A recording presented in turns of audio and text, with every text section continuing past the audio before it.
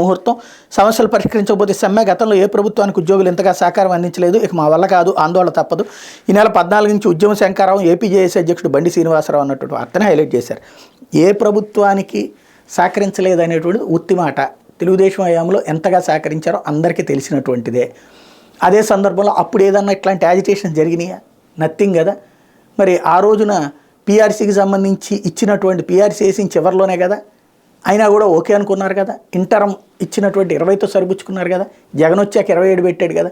కాబట్టి ఎవడొచ్చినా నడుస్తూనే ఉంటుంది. కాకపోతే ఎలక్షన్స్ టైంలో మనం రచ్చ చేస్తే ఎంతో కొంత ప్రయోజనాలు పొందొచ్చు అన్నట్టు.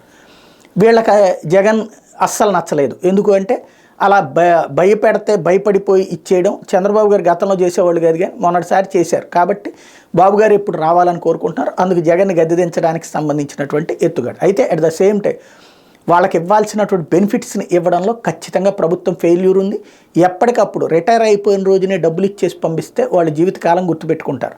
కానీ రిటైర్ అయిపోయిన తర్వాత ఎప్పుడు వస్తాయి ఆ బెనిఫిట్స్ అంటూ తిరగాల్సినటువంటి కర్మ పట్టడం అన్నటువంటిదే ప్రమాదకరమైనటువంటి అంశం. అయిపోతే